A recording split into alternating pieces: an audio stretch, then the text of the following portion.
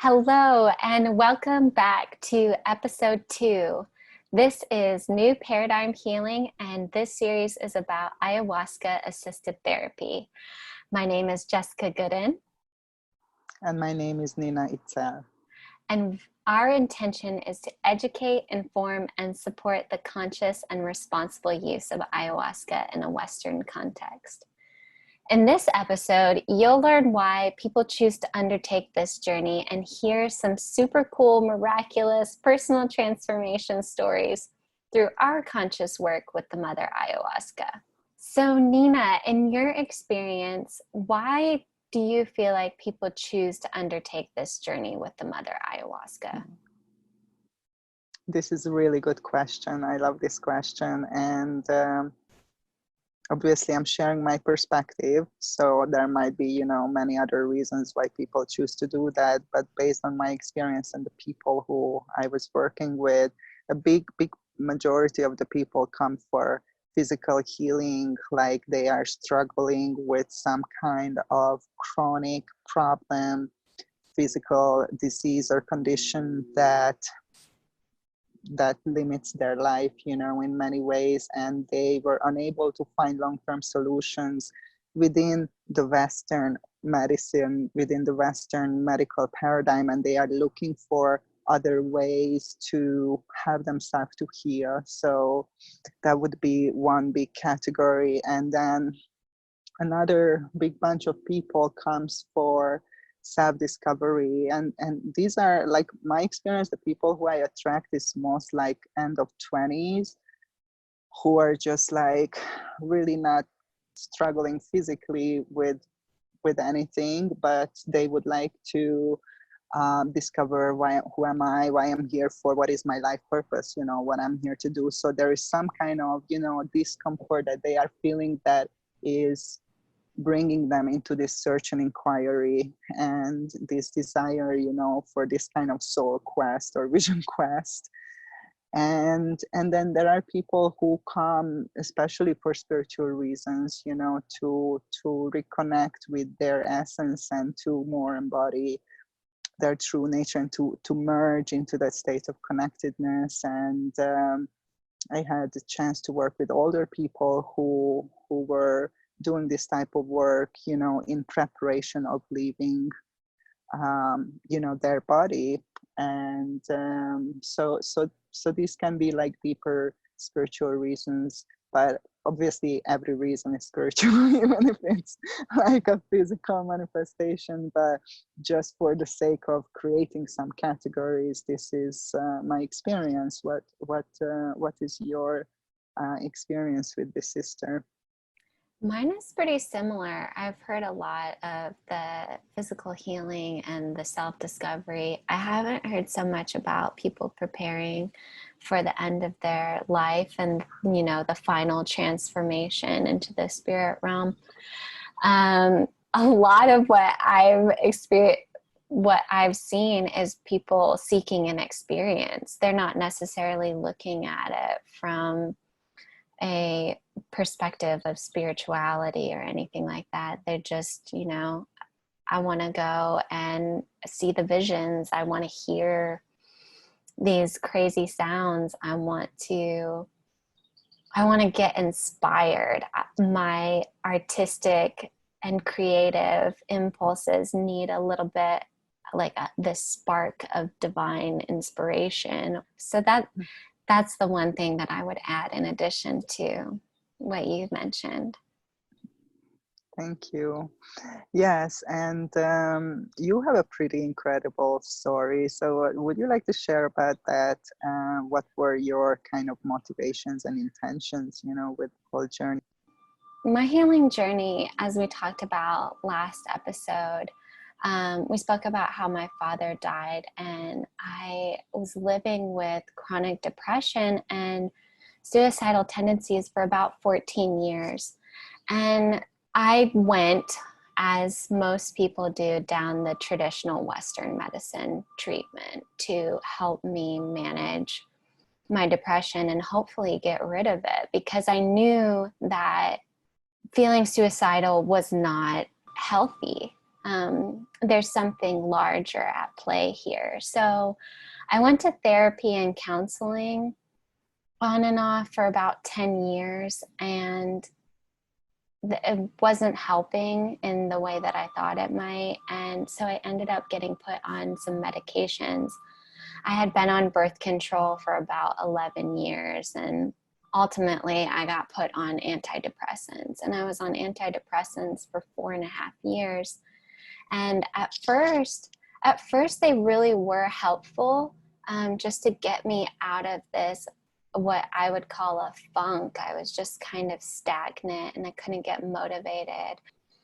So when I switched my birth controls, I started having these really dramatic mood swings and feeling even more suicidal. I was like super alarmed because I actually attempted, and it scared me. And I was like, this has got to stop. I have to figure out something. So I ended up going off the birth control, going off the antidepressants. And surprisingly, I felt a million times better. This is the first time in my adult life that I did not have artificial hormones pumped into my system, that I wasn't being flooded with additional neurotransmitters to help out, like, maintain my mood. And yet I was still having the issues. I was still depressed. I was still suicidal. And so I went on this quest to find something that would help me understand what I'm going through and how to heal it. And what I realized was that my depression was actually a spiritual depression coming from a lack of connection. It wasn't related to any of these other things that the medical system thought it was. And that journey led me to ayahuasca. Although at the time I had no idea that ayahuasca was actually a treatment for depression. So how the ayahuasca healed my spiritual depression was by healing connection. So my first ceremony was all about connection, about how we're all connected to one another and how we're connected to something greater than ourselves, which I call God, other people call source, or just the infinite intelligence. But I was literally able to see through these visions the connections, and I was connected with my own breath and how that is the source of life and how everything has to work in harmony. Despite the appearance of complete and utter chaos, it's all divine and perfect. And so, yeah, so if I had not been down this journey and like actually found ayahuasca, I don't know that I would have been reconnected on that level to help me no longer be depressed 24/7, to no longer have these chronic suicidal tendencies. And that has been life-changing because I didn't realize how much it was affecting my day-to-day. Yeah, so thank you so Wow. much for asking. Yeah. I know your story, but every time it's different. It's the same story for everybody, but it's always a different angle. And thank you for sharing. And it is a courageous act, I think, to bare your soul and to be that vulnerable, in a platform like this. So I honor you, that sister. Thank you so much. And I was thinking, I'm smiling that it's all the same story. I listen to so many stories and I know so many stories, and it's, in a way, it's the same story, and of course it's all different, because we are different and unique. And yeah, I was blessed with pretty good health in most of my life, but since I become an adult woman, and had my first moon cycle and started bleeding, I just was introduced into this world of pain, literally. And for some reason, when I would have my cycle, I would experience like so much pain that I would literally like just throw up and then pass out from the pain. So it was like pretty intense. And obviously my first experience, you know, becoming a woman, I was like not cool at all. And yeah, long story short, obviously my family, my parents took me to the doctors, to all kinds of tests and hospitals and measurements and everything, trying to figure out what causes that level of pain, that I literally couldn't go to school, you know, the first day for sure, but sometimes, you know, the first 2 days couldn't get up from the bed. Like I couldn't stand up from the pain. I was like white as a sheet, and yeah, like it was just like super intense. So they started, you know, doing all these tests, and they couldn't really find anything physical wrong with my physical body. They couldn't understand why I have that level of pain. And eventually, you know, they put me on contraceptive pills when I was maybe like 15, and to try to regulate my cycle, because that was the other thing, that my cycle wasn't regular at all. And just put me on painkillers, literally like that type of painkillers that um, that contain like derivatives of morphine. So I would be like knocked out totally, like from these painkillers, just to be able to cope with the pain, and send me to a psychologist, saying that obviously it's not a physical issue. Yeah, so this was the situation, with the doctor sending me to a psychologist, which really like did not work at all. And I stopped going to the psychologist. And a couple of years later, when we had information available in Hungary that was not available before, about diet and different type of alternative therapies, I was always interested in. And I, as same as you, I wanted to find a solution. I wanted to find out, you know, why I'm in that excruciating pain, and obviously how can I heal that pain? How can, you know, I stop that pain? So over the years, I tried just literally everything that I came across with, from flower essences to like magnets and all other kinds of therapies, like breathing practices, visualizations, you know, trying to get more information about why is this happening to me, and what can I do, you know, to help myself in this situation. And these practices and these inquiries and discoveries brought me some relief. So the pain was definitely less when I was like in my 20s, but I would be still the first day, I couldn't work, and I would be on strong painkillers on the first day. And I didn't want to take them anymore. I don't take any kind of pharmaceutical medication, and I was not happy, you know, with this solution. So when I went to Peru to answer this call of the mother of the medicine,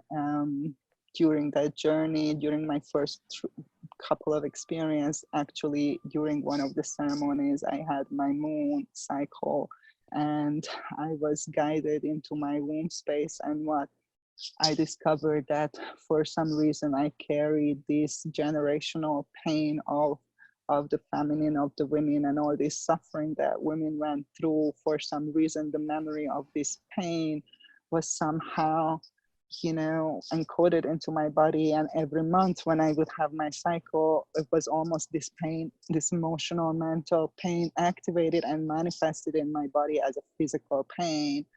This pain came from this separation and suppression of the feminine, and the suppression of the feminine within myself, and the rejection of the feminine, because I associated it with pain. Being a woman is extremely painful. So I was like, I don't want to do that.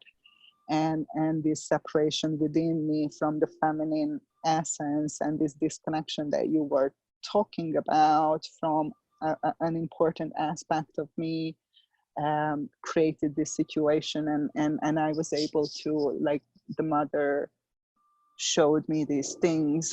I was able to see, you know, how it is all connected, and how the best I can do for myself is to let go and to forgive, to let go of the pain. And I was guided by her to do that. And the incredible thing was that after I came out from the jungle, from Peru, that pain, that physical pain was just gone from my body. It was like gone, like it never came back. I don't have to take any medication. I don't, it's just like simply like vanished, like it was never there. Again, showing, that mental, emotional pain and spiritual disconnection, can manifest and is manifesting in physical symptoms and sometimes in physical pain. Although the journey was much longer, to repair this reconnection with the feminine and to heal this mother wound and to heal this separation within myself than just one event. It didn't happen, in one ceremony, but somehow letting go of this memory of pain that was kind of instantaneous in that awareness. And then of course there was a process, to integrate and embody all this. So yeah, it's just, a lot of similarities to your story. So Yeah. Thank you so much for sharing, Nina. Like, I started crying, I got like little tears in my eyes because I'm sure that there's a lot of women out there. I know I can relate to how disconnected I was from my feminine self and almost, treating it like it wasn't wanted and it wasn't a part of me and denying that part and how much pain it causes. So other people can feel how the disconnect from their feminine is causing a lot of pain in their life. So thank you. I really honor your sharing, and I'm really glad that you were able to heal that aspect. mm-hmm. Thank you, sister. I know that you also had, the opportunity and the honor and the grace to assist and to facilitate and witness other people's journeys. So is there any experience that like comes to your mind right now and stands out for you that you want to share about? Yeah, there's one person in particular that she was experiencing really intense anxiety. So anytime she would leave her house, she would start running through these loops of worst case scenarios of all these things that were going to go wrong. And it was paralyzing her. She was going into panic attacks. Like, I'm going to go into the airport and just have a complete breakdown in the middle of this public space because of the fear. And she too, again, the disconnect. She was disconnected from love. And she was able to reconnect to that love through her ayahuasca ceremonies and recognize that there is no separation, to understand that her fear was rooted in trauma and that all she needed to do to connect back into that deep source of herself was remember the love. And I think that is a super powerful and a continuation of the healing power of connection of my ayahuasca. How about you, Nina? Is there another example that you can think of from all of your clients? Of course, there are so many beautiful journeys.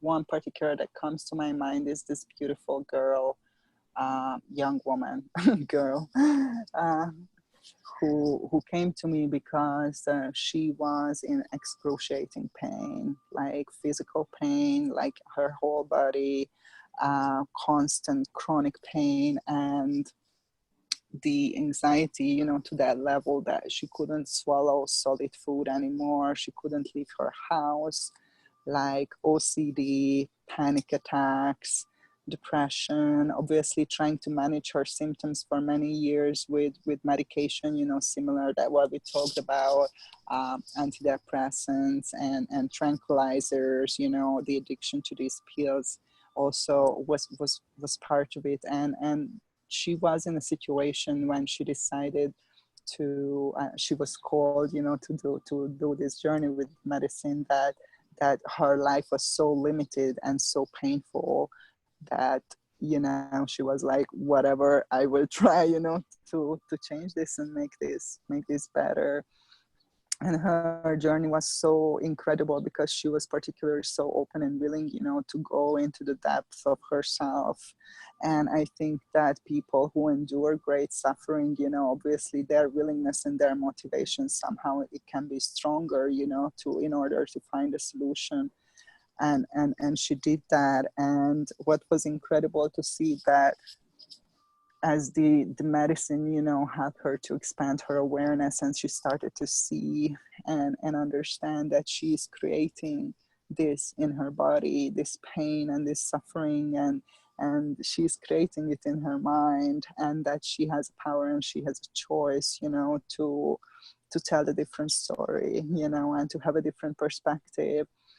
And obviously this, what you were talking about, this reconnection to the essence of herself, you know, through the medicine and the experience of that, just being out of that constant state of stress and fear and just relaxing for a moment and remembering, you know, oh, this is how I feel, you know, this is how I'm supposed to feel, this is my natural state. So it was much easier for her to return to that because she had a direct experience, you know, through the medicine. And then her dedicated conscious work, you know, and the integration and all that was a really big part of her consciously and willingly changing, you know, mental patterns and giving herself permission, you know, to process emotional trauma and to feel things, you know, and to reconnect to her body and really inhabit her body and to create a different relationship with her body. And I'm pretty sure that she's going to be an amazing chef because, you know, since this healing process, she's just cooking this amazing vegan food and she's always telling me about the recipes and stuff. And she finds this joy in her body and with the food and everything. Like her relationship completely changed, you know, towards herself. And therefore, you know, all these symptoms that were, again, a result of this disconnection and this separation just fell away, literally. I mean, she doesn't have any pain at all, like zero, you know, and she doesn't take any pills. She doesn't take any painkillers, like there's no pharmaceutical. She completely come off of almost all the medications that she was taking, you know, in her own time, in her own pace, you know, when she felt she's ready. So I think that also just shows and demonstrates the incredible power of the human being, you know, and just, you know, what everything is possible and how we are creating, you know, unconsciously or not creating, but sometimes, you know, most often like perpetuating suffering that was created and that we carry, and that we can come to a place when we recognize that and we have a choice and we can make a different choice, you know, and then suffering is not necessary. So yeah, that would be my takeaway. Wow. Wow. What an incredible transformation story. That's amazing.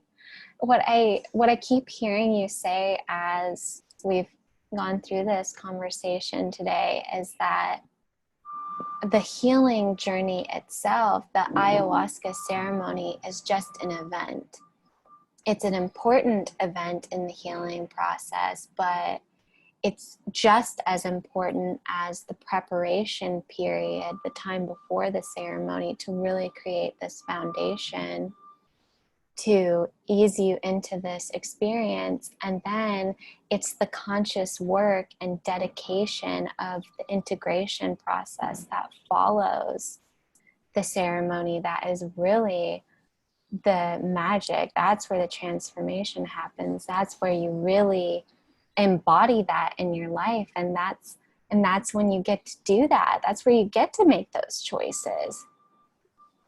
Absolutely. I'm so grateful that, you know, you bring the attention to this, and obviously we're going to talk so much more about the whole process and the importance of the integration. Especially I like to use this metaphor of bow and arrow, you know, so when you're, how do you call that, when you pull an arrow, is there a word for that? I'm not sure. So, you know, just a very Um, traditional bow and arrow. If you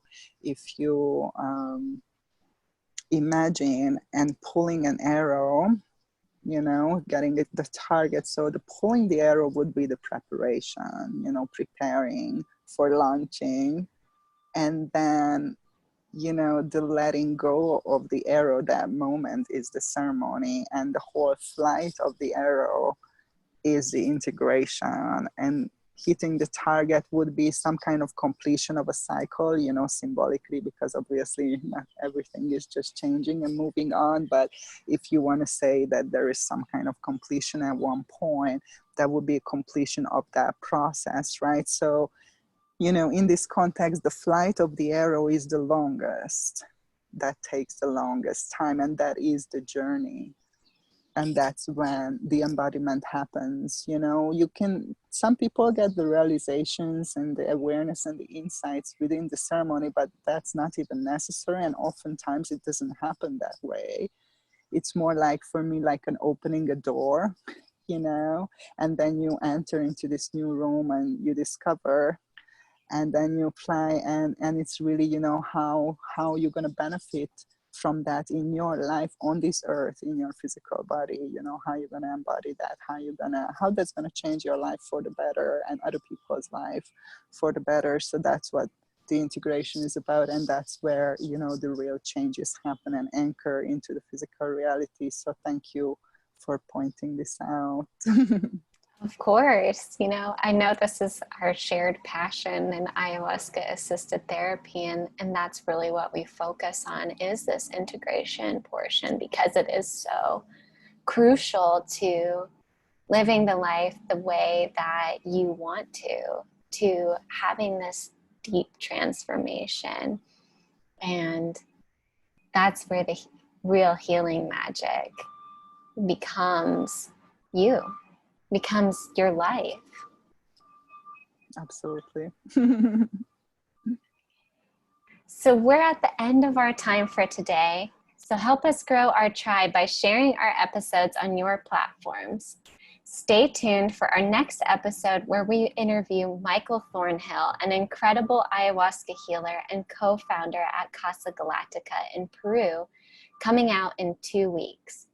If you haven't already, sign up for our mailing list to stay up to date about our projects and trainings at avatarhealingarts.com and modernsacredlife.com.